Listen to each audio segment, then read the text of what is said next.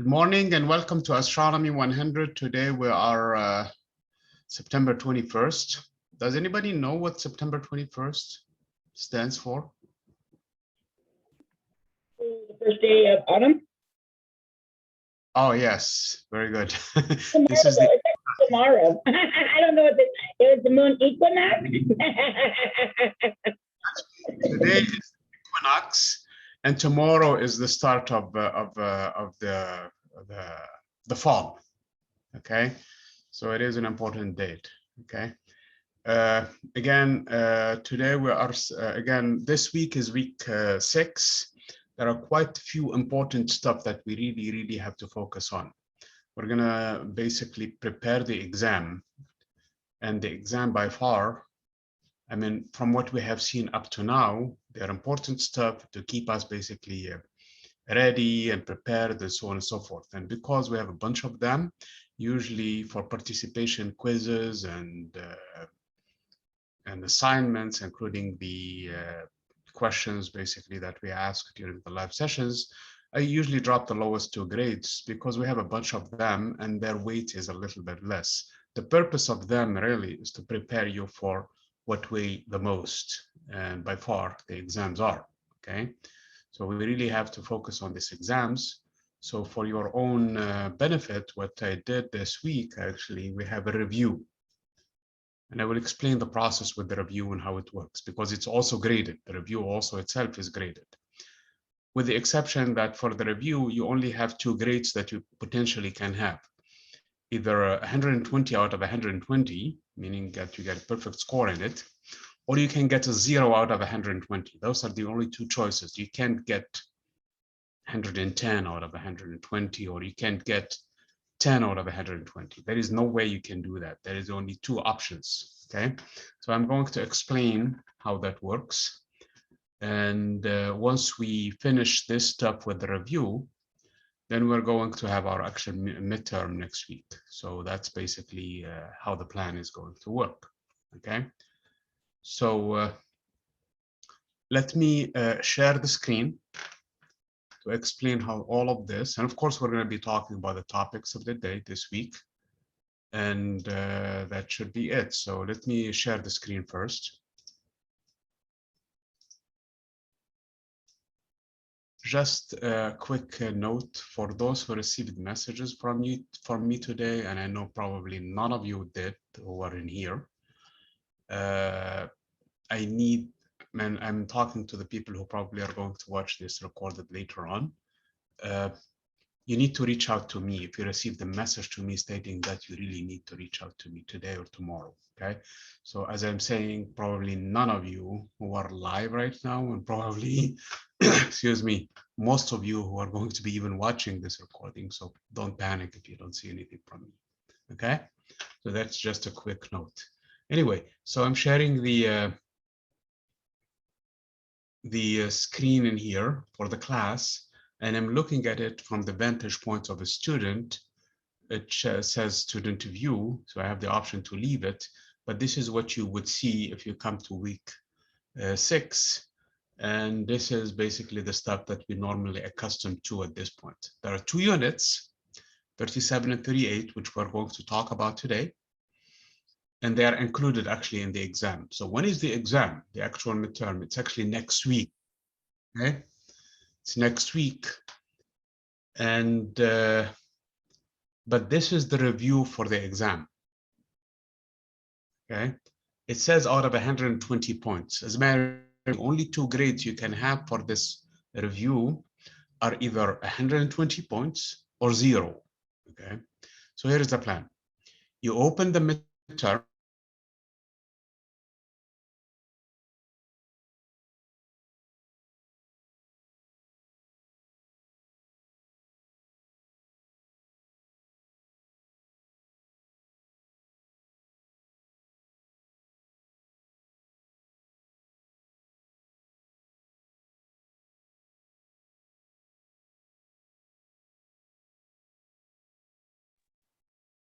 Hello?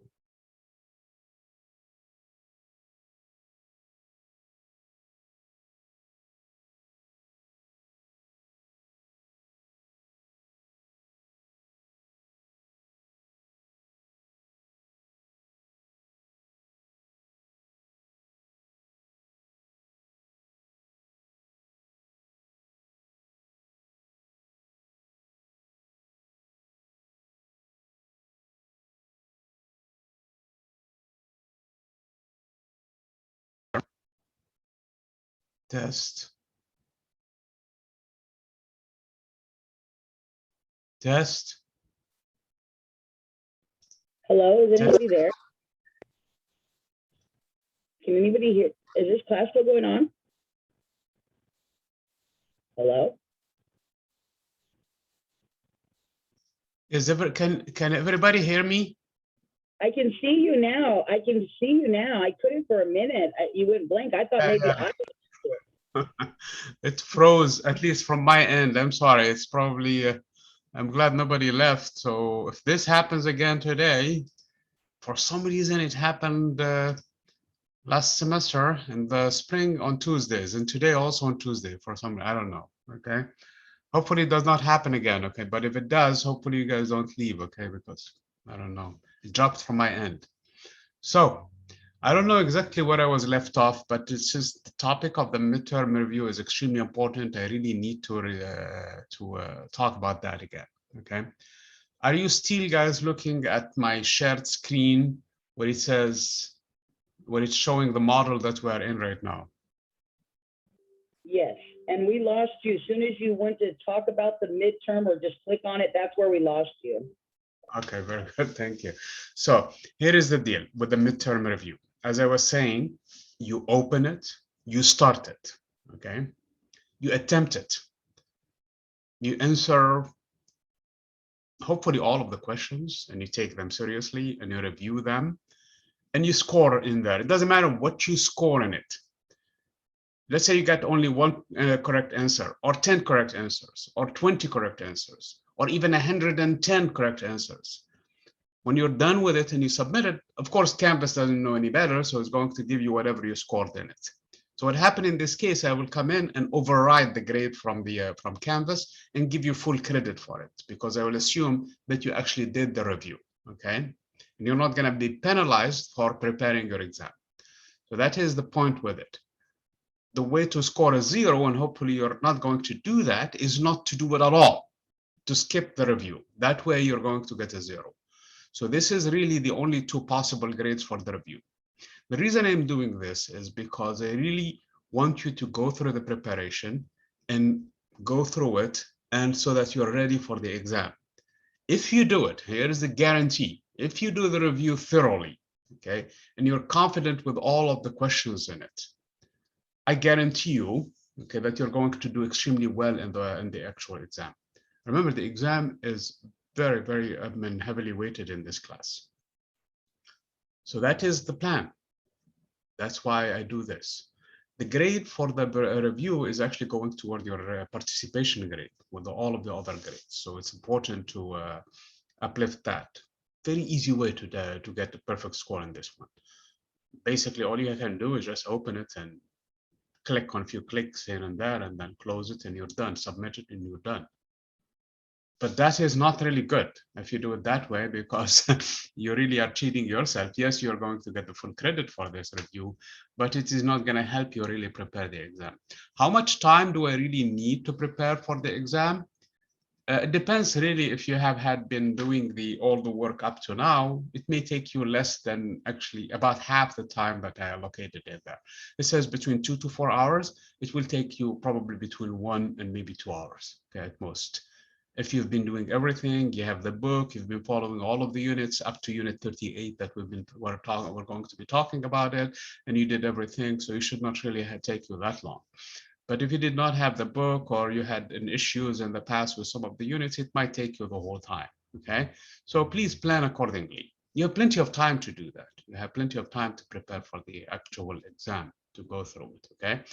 And if you find a question or two that you think it's questionable, in the sense that Canvas is telling you the correct answer is this one, yet you think it's actually the other one, or maybe both of them are similar. Why is it picking up one versus the other?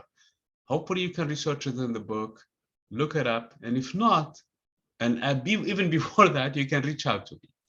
I mean, hey, I think there is something problem with this particular issue, and maybe we can. Now, it may be wrong, okay? In that case, I need to fix it, okay? So that's why it's important to go through the preparation for the whole thing. Item of the discussion today, okay? I know some of you are going to be wondering basically, where is the item of the discussion today? It happened immediately after this thing with Zoom where we got disconnected. So the item of the discussion today is the following: do the review for full credit. You want me to type this? Yes, no? I got it. I don't think so, unless somebody else does. Maybe you should. Do the review for full credit. Okay. That's as simple as that. Okay. That's the plan. So it's open now. The thing with it is, it's going to be the 29th. So if you after 29th is not going to be available anyway. So you have until Wednesday, not tomorrow, a week from tomorrow, to actually do the review. Okay. So you have plenty of time to allocate about 2 to 4 hours on average to do this. So hopefully you guys will take care of it. That is how you get 120 points out of 120 points. Okay, regardless of what you actually score in it. On the 30th, which is the day after, which is a Thursday, okay, the exam actually will open. The actual midterm will be available at that time. Okay, you are strongly urged to start it immediately. Hopefully you're ready for it by then. Okay, if you think that you did everything and you're ready for it, the exam is available for you on Thursday. This is actually, and there is nothing other conflicts. The actual exam takes about 85 minutes. So it's about an hour and a half. And you have an hour and a half, probably 2 hours to sit down and grab a cup of coffee or whatever, basically, or milkshake or something, whatever you think that you need. And then you go through it. In the actual exam, there is a built-in 15 minutes for review. So you really have to go through it. It's not in addition to the 80, it's inside the 85. So go through all of the questions, then finish them, and then you go and actually review them, make sure that you're comfortable with the answers, and that's it, and you submit them. If you don't submit them, Canvas will submit it on your behalf when the time lapses. So make sure you're going through the actual exam. If you cannot make it on Thursday, for one reason or the other, either work related, family related, or you know what, I want to really look at the book again on that unit. I think I am still not 100% sure about it. Then in this case, you are strongly urged to take care of it on Friday. Okay, the day after, which is actually October 1st. If for some reason those 2 days don't work for you because the boss told you have to be at work on those days, then Saturday is it. Okay, you should not really do something else on other than this. Okay, well, I have had a planned already trip with my family to be on the beach on that day, and the other days I was working, so I couldn't do it. Then by far I cannot really afford to miss on Sunday. Okay, if you happen to delay it until Monday, you really are playing with fire, because that's the day when the internet will stop working. That is the day when there will be power outages. That is the day when family emergencies will happen. And that is the day when the boss really tells you your work depends on your attendance on that day. Okay, so don't do it. Okay, Monday is really not good day to do this thing. I mean, I left it to Monday for you, but plan accordingly. Plan so that you do it on the first time it's available, and then if not immediately thereafter, and leave that Monday unless there is disasters happening all around. And then Monday, in this case, hope that at that point there is no fire, no power outages, no nothing in here to prevent you from taking care of that exam in there. So this is my advice for you guys. So hopefully you're going to go through the preparation for the exam and take it extremely seriously, because it is, okay? It has a lot of significance for this class. So this is basically a general overview. So we know exactly what we're supposed to say today in our prompt, and that is to take care of this guy.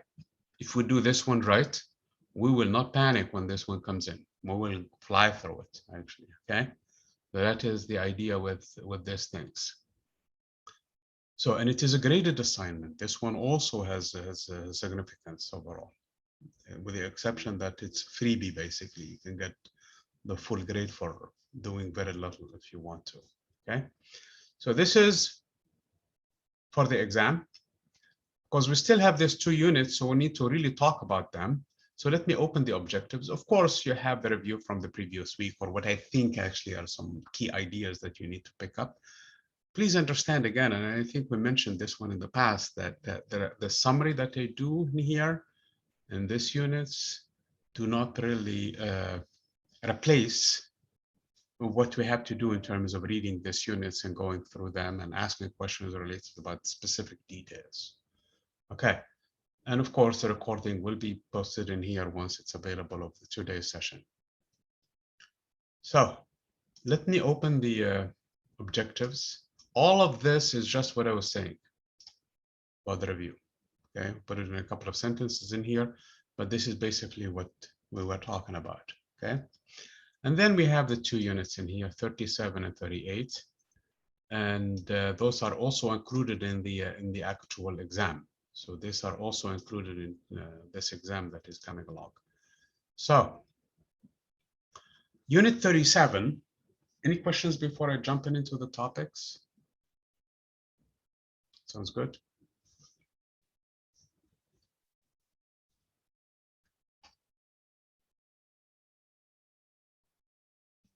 Okay, so these 2 units talk specifically about the Earth, okay, as a planet, not as any other subject. And the Earth, from the vantage point as a planet, serves as a model for understanding the other planets in the solar system. One of the objectives of this class, and if you remember from the syllabus, is to learn about the distinction between the solar system and the rest of the universe, because there is comparisons in here, okay, that we need to draw. We learn a lot, first of all, from the Earth as a model to understand the inner planets, because the Earth shares a lot of commonality with the other inner planets, especially Mercury, Venus, Mars, and also the moon, and even those Ceres, for example, part of the asteroid belt. Okay, some of the moons actually have a little bit of also rocky structure that can help us and understand basically we can understand them a little bit by studying the Earth. Now, the Earth happened to have another component to it, and that is the atmosphere. And the atmosphere, understanding the atmosphere, which is this next unit, also help us understand the planets that are mainly gas. Okay, they're made out of gas, basically. Like, for example, it doesn't really help us a lot, but at least it gives us a model, trying to take what we know about the Earth and then expand it to what we can learn about, for example, Jupiter and Saturn and the other planets. So this is the idea behind it. Why specifically the Earth? The Earth because it's within our reach, because we can measure things about it. We can observe things about it. We can send probes to the upper atmosphere and study its atmosphere and see the different currents in it in terms of basically air, and in terms of also densities, and in terms of temperature, and in terms of pressure, and in terms of composition, in terms of all kinds of features that we can basically look at it. In the same time, we can study its inner structure, the rocky structure. And for that, for at least the upper layer, which is the crust, which is a super thin layer that spans between 20 to 70 kilometers, that we can study its upper, the composition and the chemical composition. The 20 usually is around the oceans, and the thicker layer is on the inside the continents. But the point being in here is that we can study its structure, and then we go to the mantle. The mantle is very hard to reach because it's deep inside. But we can study that. We can study the mantle and actually go into the core. And we know that the core is made up of 2 different structures. There is a liquid part of it, which is the upper layer, and that is the outer core, it's called. The outer core is liquid because of its extreme high temperatures, and the extreme high temperatures liquefies basically mainly the two minerals, which are iron and nickel. And then you have an inner core that is actually a solid structure, okay? And the inner core is solid. Why? Because of the extreme pressure that it's under. It's being basically squeezed from all sides. So this is the structure of the Earth. But how in the world do we know that?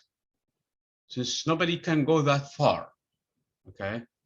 So how do we know all of this? Well, at this point, the best tool for us are actually waves, okay?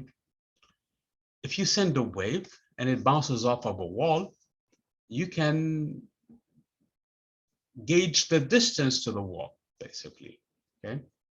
And if the wave has a component that can penetrate the wall, well, that the component that can penetrate the wall will be actually, because of the different density of the wall in the air, is going to be bent. This phenomenon is called diffraction. Depending on the bending, I can determine the density of that medium. And actually, once it reaches another medium, let's say, for example, the air on the other side, part of it is going to be reflected. And that part that is reflected will tell me how thick the wall is. Okay? We use waves a lot. As a matter of fact, the only way we see right now and hear is through waves. We use waves, electromagnetic spectrum, to see, which is light, really, and all of the other frequencies associated with it. And then we use actually sound, which is actually another type of waves that we hear with. So those are waves. The waves come in nature in two different forms. Transverse waves. You have a wave that propagates in a direction perpendicular to the direction where the disturbance is. So I can take this side, for example, of the wave, and I move it up and down, and you can see the disturbance goes from where I moved it, where this hand is, to the hand that doesn't move, okay? So it did not stay here, it's not localized. So it moved from this side and then traveled to the other side, okay? And you actually can see what is known as a standing wave in here for somehow, okay? That is forming. So we call this one transverse waves. Why is it transverse? Because it's moving along the slinky, but the disturbance is actually up and down. It's perpendicular to the slinky. There is another type of wave that is called the compressional wave. So I'm going to compress the slinky in here from one end and let go of it, okay? Let go of the compression only, okay? So if I do that, you see that the compression traveled along the slinky, and the disturbance is also along the slinky. So those are called compressional waves or longitudinal waves. Longitudinal along the length of the direction of propagation. So the wave goes like this and it's traveling in this direction, whereas the first one goes up and down traveling in this way. So those are the two types of waves. Light that we see with happen to be transverse wave. The electric field goes up and down and the magnetic field goes left and right, but both of them travel in the same direction. They come from the screen up to my eye, okay? And the same thing from the wall, from the lamp in there to your eye, okay? So that is how light travels. So it's a transverse wave. Sound, though, is a compressional wave. So what's going on with sound is, as it's produced, it's going to basically compress the air. Once the air in the one region is compressed, it leaves behind it a void. That's called the rarification. That void is, and rarification is basically the different amplitude, and it travels like this, and it reaches until it reaches the ear. So that is basically how sound travels. Sound is a compressional wave. Okay, the pressure is changing. Okay, from one, and the density also is changing. So that is really how this sound is traveling. So those are two examples of it. Well, we don't use sound, we don't use light, we really use seismic waves, earthquakes basically in Earth. So in Earth, what we do in this case is, and this happens by itself, the Earth, due to different stresses and buildup of different energies in different points of its, and that is because of the crust, namely the upper layer, is basically driven from underneath by the motion that is actually carried by, which is a convection motion, by the way of the lower region, which is the mantle, will cause different stresses and buildup of different stresses until the different plates basically that form the crust, they move one way or the other. And that causes basically earthquakes. Earthquakes have two kind of waves actually traveling in the same time. They have the P waves, which are the pressure waves or compressional waves, just like the slinky, just like the sound. And they have also the S waves, which are a kind of transverse waves called the shearing wave. Okay, so what's happened in this case, one part of the rock will move against the other part of the rock and basically like this way, okay? So in this fashion. So this can travel on rocks easily because rocks and basically the silicate in general, which is this, the structures can have no problem. I mean, slightly solids in general can do shearing, but liquids, they don't shear. If you take water, for example, and move the upper layer, well, the lower layer hardly budges from its place, especially the ones that are way above the contact, they don't actually move at all, okay? And that is because of viscosity. Because of this property, depending on which one reflects and which one is transmitted, we can determine the whether or not a layer is liquidy or solid, whether it's liquid or solid, whether it's molten or solid. So that's how we know things. Not only that, depending on the reflected wave when it bounces back, after it's refracted, I can determine the thickness of that medium, number one. So I can determine how big the layer is. Number two, depending on the angle of refraction, depending on how it bounced back, I can determine the density. And once I know the density, I have a very good idea of what makes up the material. If the density is around 8 kilogram per cubic centimeter, then I know that this is actually iron, because that's the density of iron. Roughly, it's around that number. If the density is a lot less, then I know it's a silicate made up of probably lighter materials and different materials. If the density is higher, then I know I have different material in there. So that's basically how we know things. This is the day in, day out job of usually people who are trying to study the lower part of the surface of the earth. Geologists do that extensively. They really try to study what's going on inside. So that's how they actually determine also other mechanisms in there. Sometimes we actually induce waves on the surface through explosions to see what's going on underneath of it. But that usually is for exploration of some specific resources, like, for example, oil and natural gas and things of this nature. Because again, the different properties in this case of the induced kind of vibrations on the surface due to explosions. So this is the techniques we use on Earth. And that's how we determine the structure of the Earth and the different depth of it. Okay. Chemical composition. So we know the core is made up of two main minerals, nickel and iron. Okay. Those are basically what makes it. And those are very good conductors. The fact that they are molten and the earth is spinning makes that they have a current of charges, because these are actually have floating charges in them. That's what metals do. So that means they have a current of electricity inside the earth, inside the core of the earth. And magnetism, all magnetism is caused by electricity. These two magnets, for example, actually I have a bunch of magnets attached to one another, are caused by electrical charges moving in motion, not in any electrical charges.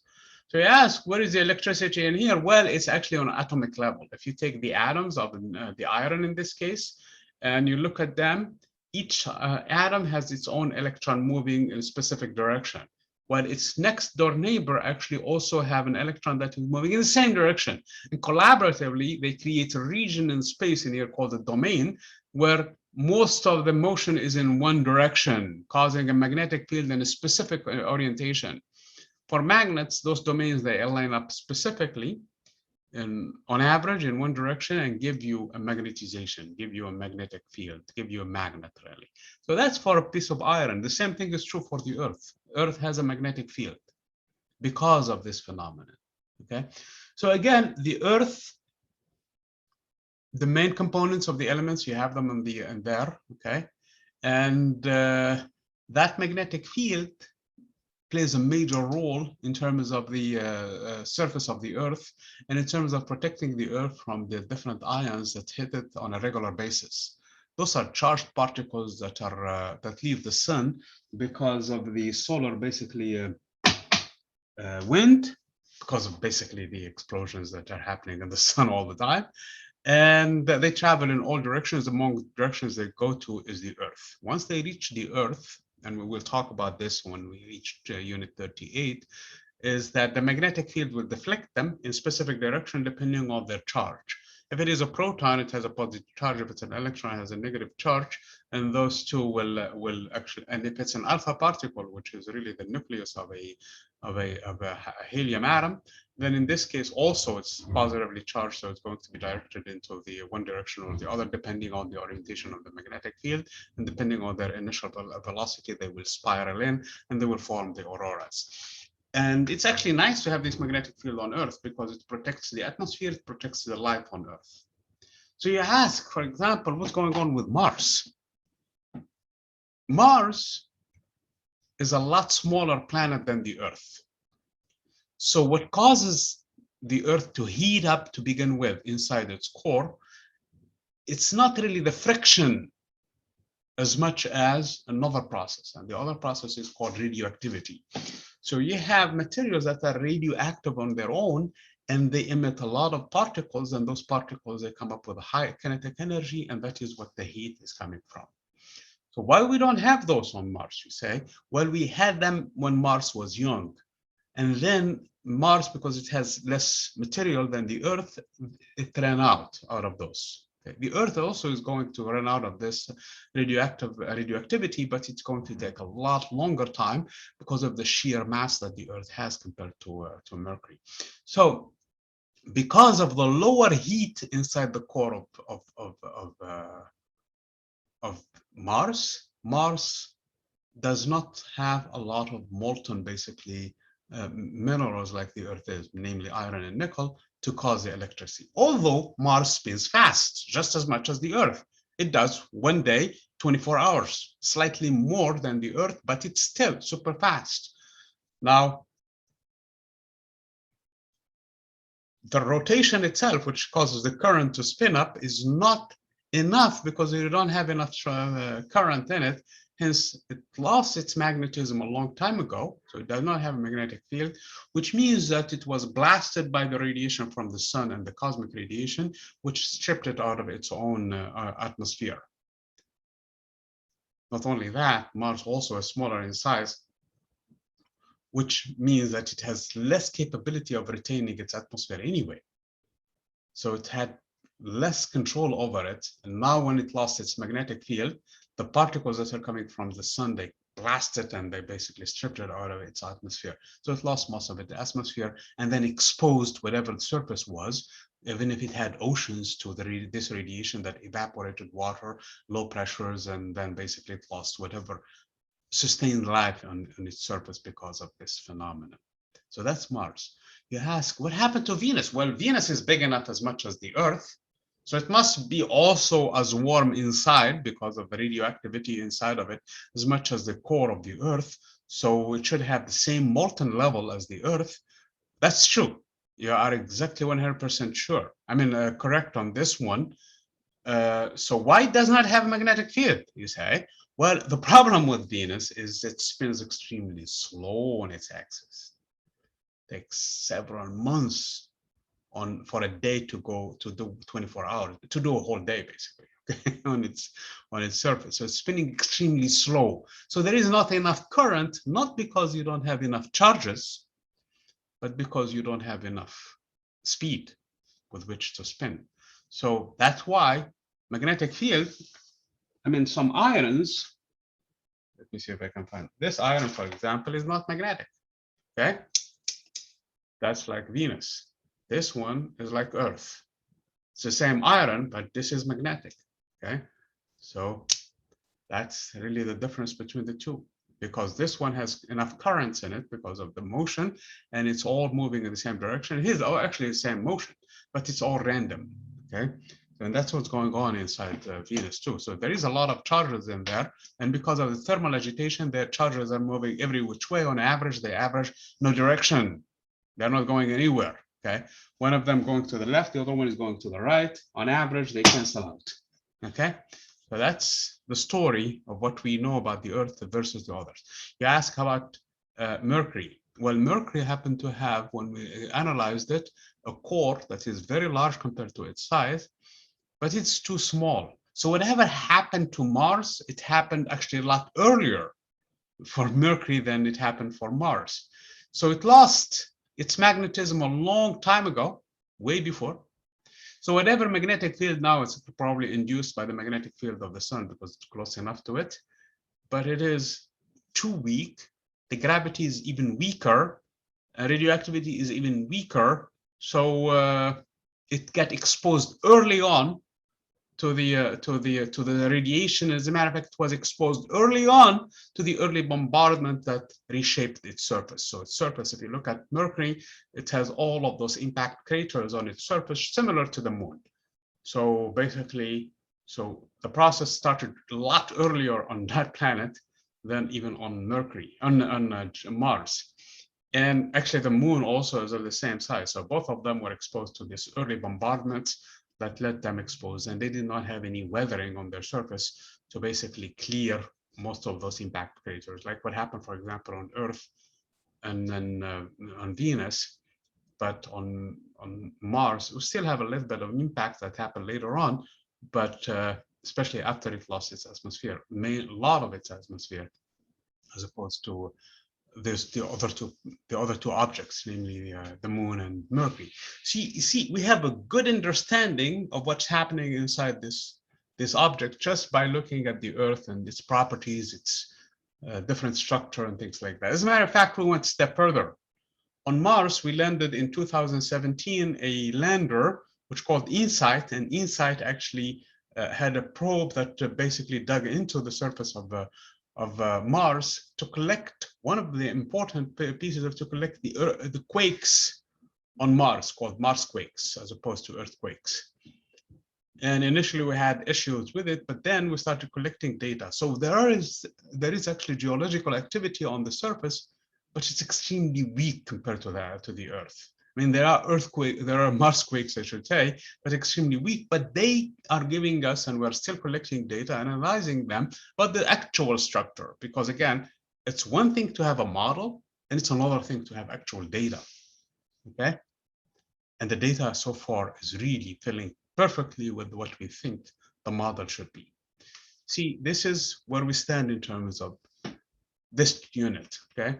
Again, this is not in lieu of for you guys to go and read it. Please read it and learn more about it, okay? And sometimes you get a lot more when we do discussions like this one than we actually in the unit itself. So this next unit talks about the atmosphere. Okay, so the Earth happened to have an atmosphere. It's a lot thicker than the atmosphere of Mars for the causes I mentioned before, but it's actually a lot less than the atmosphere, for example, on Venus. The atmosphere on the Earth is divided into two main regions. There's the troposphere and the stratosphere. Just above 10 kilometers, around 12 kilometers, is when the mark, if you wish, is there between the two. The density drops drastically as you go higher and higher. By the point where you are around 35 kilometers above in the atmosphere, about 20 miles basically in the atmosphere, the density drops by a factor of 99%. I mean, you'll be left with only 1% of the density that we have it on the surface of the Earth. As a matter of fact, if you go to the toppest mountains, Mount Everest, for example, the density drops drastically, probably by maybe 50% or so, okay? And that's why you really have to train yourself very well if you want to go on those high mountains, okay? This is typically where the planes fly, just above around 10 kilometers, 11 kilometers, 33,000 feet or so, okay? So that's basically where also below that is where the clouds are. So when you look at today or tomorrow when there are clouds and you see them, you're looking as far as probably a few kilometers or above 3 kilometers, 4 kilometers, if they are very high, okay? Density, as I was saying, drops drastically. It never really ends because the atmosphere extends forever, with the exception that at some point you have to call it a day and say, okay, here is the end of the atmosphere, okay? Because there is particles flying every which way. The temperature starts to drop as you climb. And also the pressure drops because the density drops. And if you ever had to be on, if you ever were on a plane that go very far, very high, they usually have a pressurized cabins for two reasons. First of all, for the pressure itself, because the pressure drops. So we'd want to really have normal pressure as much as possible. Otherwise, people will be really uncomfortable. And the other reason is because of the oxygen, also the air we breathe. So we really need to have that in the cabin. Otherwise, people really will struggle through breathing. Okay. So that's the reason. The other thing also is that you need to really keep the temperature as comfortable as possible, because negative 60 degrees Celsius is, people will freeze to death, okay? And you really have to be careful of those highs. And that's why usually people ask for blankets.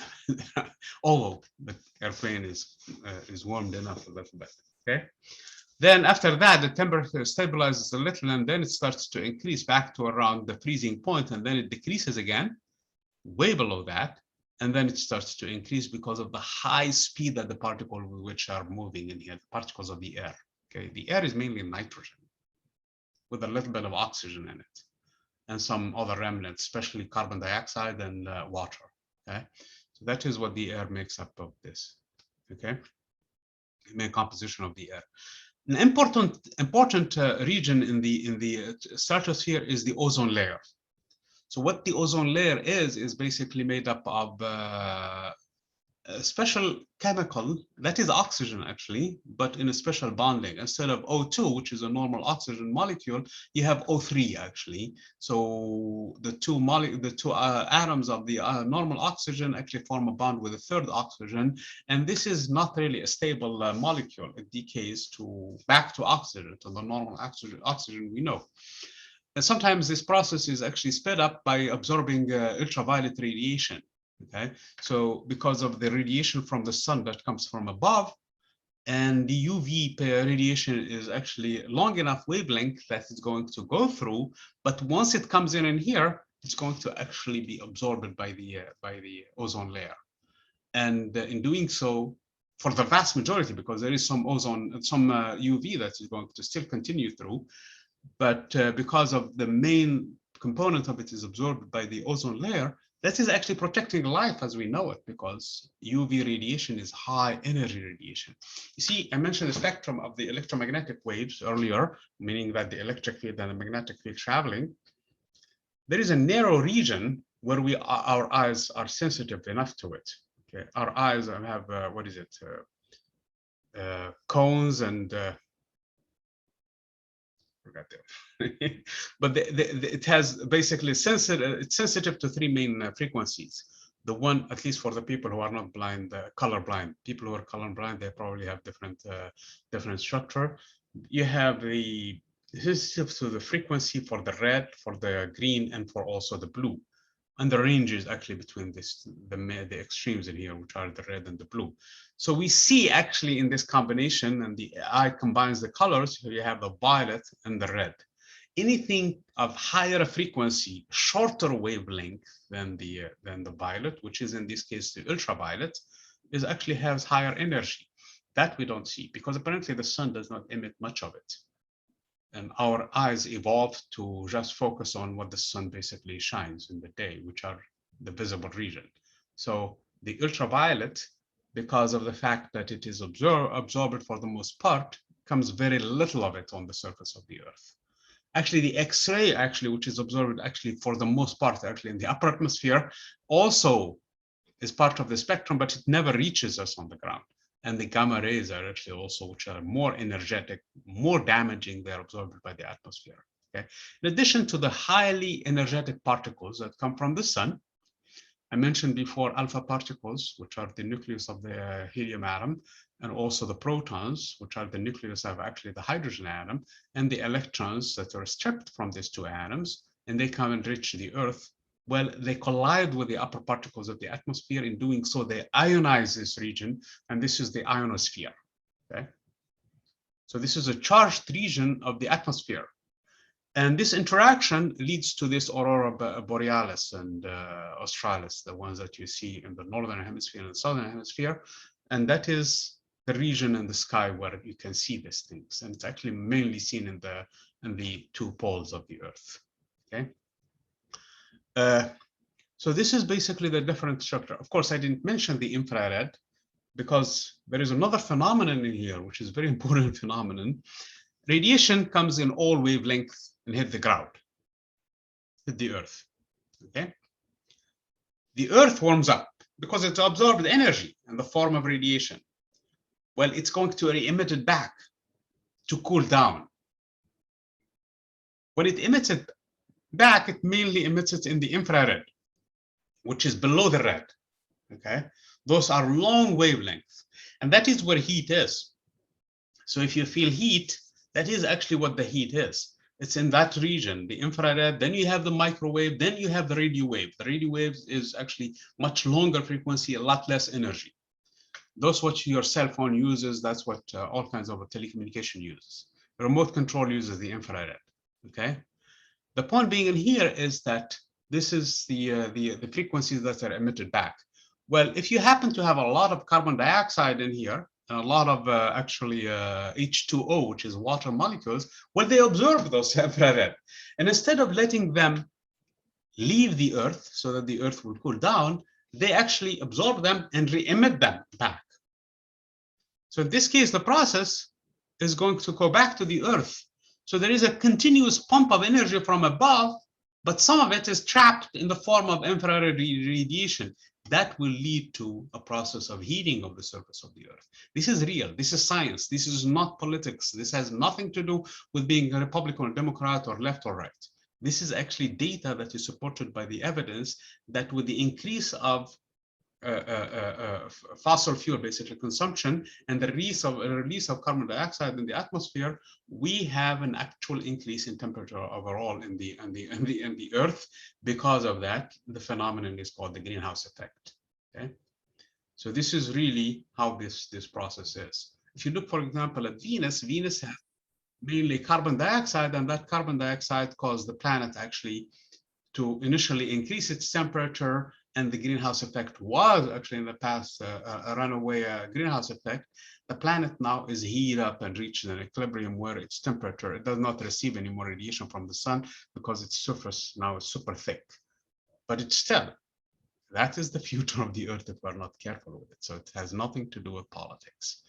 Again, this is because of these elements in here. So we really have to be careful with those elements in there. In addition, what we're doing also, and this is dangerous, we're releasing some chemicals that go and destroy the ozone layer. And that will expose even more dangers to life on the planet because of the UV radiation that is going to be in more quantities penetrating to below the surface and causing problems below the surface of the atmosphere, basically to the surface of the Earth, and causing more problem for the living organism, because UV radiation can cause all damages to living organism. Actually, it's used as a disinfectant by itself.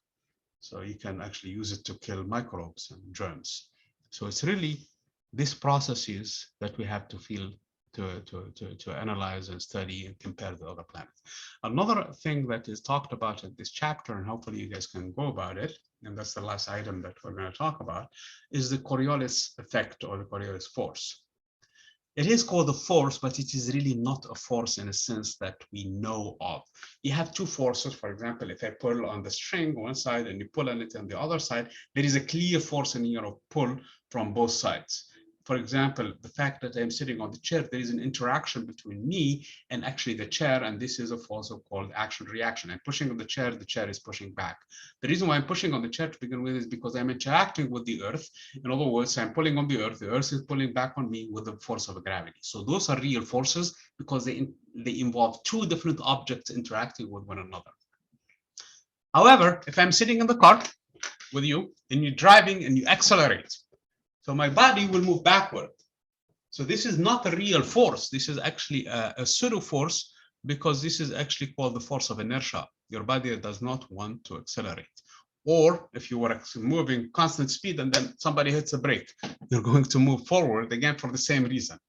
So these are called the force of inertia, which is really not a force in a sense that we think of as an interaction between two different objects. It's called the pseudo force.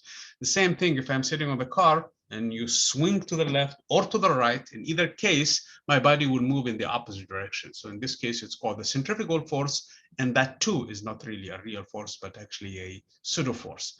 There is actually another force in this case, which is the force due to the motion of the reference frame. In this case, the Earth is spinning.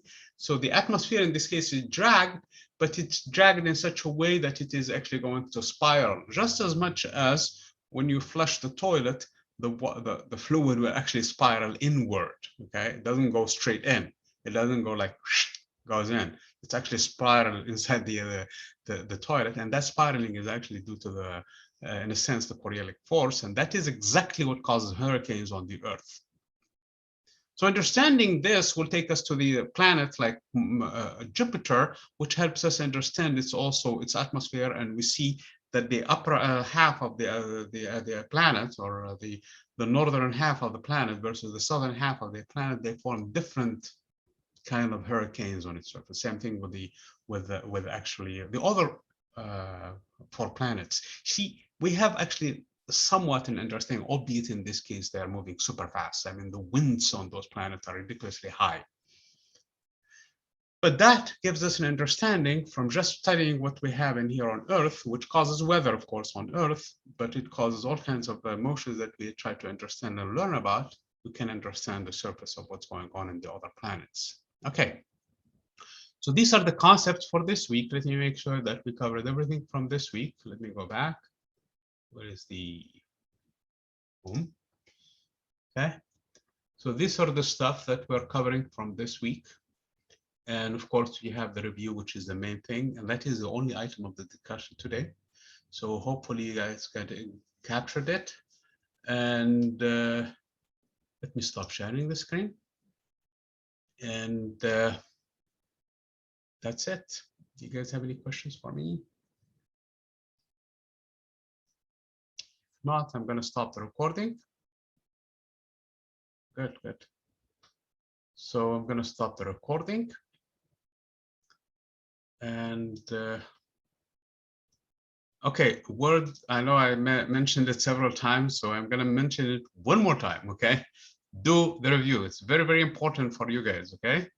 So I know I probably made a big fuss over it today, but I just want to leave on this note. And I probably are going to hear several messages from me, especially if you don't do it as soon as possible. So you're going to be probably bothered several times in the process. Some of you probably sitting and eating or working, but you're going to hear more and more from me. Thank you, guys.